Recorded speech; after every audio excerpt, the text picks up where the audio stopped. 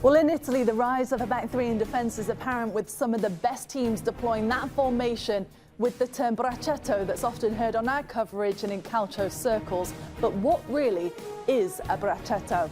Well, this is a segment that we like to call the anatomy of a player, and no, we won't be talking about it scientifically like Leonardo da Vinci per se, but more so the key attributes of what makes build of certain positions so special. And today it is the Bracetto, which makes part of the three centre-backs in a back three. The literal translation of this is little arm, but in calcio, it means the right or left centre-back in a three-man defence that supports the back line and advances the ball up the pitch by breaking the opposing defensive line. This is a term as well that you boys all agree is kind of evolving, and especially as of late, right?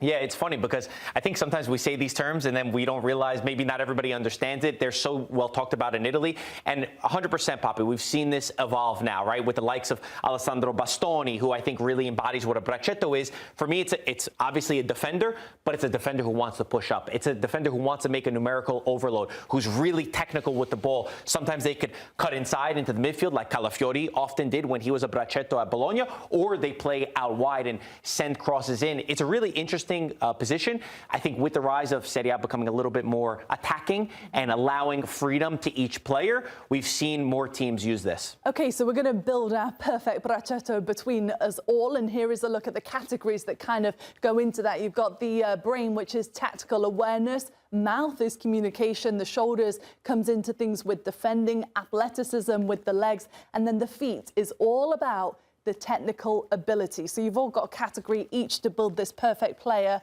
Grell, why don't you go first with tactical awareness? Tactical awareness is one you have to go. I'm going to go with Rrahmani from Napoli, because to Scudetto in 3 years, obviously, is one thing, but also their defensive capabilities, their organization, something that Antonio Conte is known for. And you need center backs that understand the spaces, and they can't just leave home all the time. They have to organize. When he got injured in short periods of last season, the team really struggled big time. So I think he's a leader. I think he's got pace. I think he always knows where guys are around him. He picks up guys well in the box as well. So he's an important piece for Napoli, but he's one of the best Bracetti when they play that way in Italy. Do you boys agree with that? Yeah. Absolutely. I think you need the central player in the back three to be the more cerebral of the two. The two out wide need to be kind of hybrid fullbacks now in what we've seen the position develop, but obviously that technical awareness, because sometimes you're picking up a winger, sometimes you're picking up a striker, right? So you have to know how to deal with both. What about then Marco defending, which is up next? So some of my favorite, Scalvini does this really well, Soler, Bastoni I mentioned. If we go to Calafiori, who played in our league, plays there. I think Bastoni could fit basically any position, but I would put him in the defending aspect of it. Chose this before yesterday with all the controversy around him. But I think Scalvini is another really good example of somebody who he's dealt with incredible amounts of injuries. We're starting to see him come back, and you're seeing how Atalanta has improved. It's also with having him be one of the really good defenders. They're not always known for their 1v1 defending per se, because they are allowed the license to go forward. But I think Bastoni really embodies everything that's right about this position, or where this position is sort of heading in the future. Maybe we can use him for tactical awareness after yesterday as well. Okay, Matteo, you've got athleticism. Massive category, especially in the way that this position has evolved. It's really ever since Conte decided to go back through with Juventus, and he started this back three revolution. But now it's different. Now you see the two Bracetti sometimes being former fullbacks who are a little bit bigger, who can defend. Di Lorenzo has been playing there, right? Kalulu.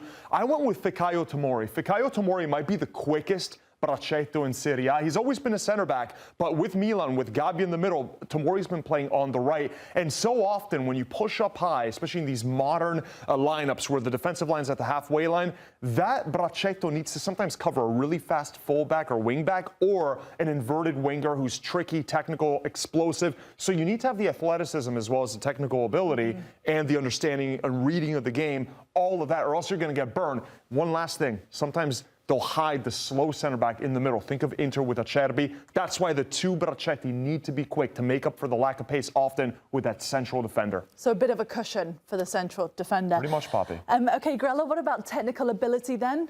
We're going to go to Bastoni, and I don't think there's anything to even talk about there, because the technical ability is your ability to get into areas forward in the field and hurt the other team, and nobody does it better than Bastoni. I don't know if I remember a center back that would do little nutmegs on guys and be able to go by guys and float by guys. His left foot, He's got a little bit of a wand in his left foot with his deliveries when he gets up the field. Even when he's back further, his ability to break lines on the dribble and on the pass. Like my favorite ball in football is the pass that breaks the line, either the attacking line or the midfield line with the ball on the ground. He does that a lot as well. So I have questions about him defensively on the other side of the ball, but when he has the ball, the best in the world. So true. He's a joy to watch, isn't he? Okay, Marco, last one then. Communication, which is also huge with this back three. Yeah, 100%. As I mentioned, I think you could put him in every single one of these categories because he does it best overall. And he's great at diving. We don't have that category. Yeah, maybe the next time we do this. And I think he's Serie A defender of the last 2 seasons for a reason. He's played very high-level matches with Inter, both in Serie A and in the Champions League. He has to have that communication skill with the rest of the back three. And you need to be extremely smart in the when you go up and when you have to stay back in moments and just that organization. If one part is off in this equation, it could really hurt the team. I think you did a great breakdown yesterday where the center midfielder will oftentimes drop into that position to allow the build-up. But I think he's the brains of that Inter side in the back. So this is, between you all, the perfect man for the job, with tactical awareness being Rrahmani, as you said, Alessandro, Bastoni for 2 of them. You've got Fikayo, Tomori as well, and Bastoni being the real leader at the back for Inter. You all like that? Yeah, no coal miners, huh? That was you. We almost survived a segment without mentioning his name.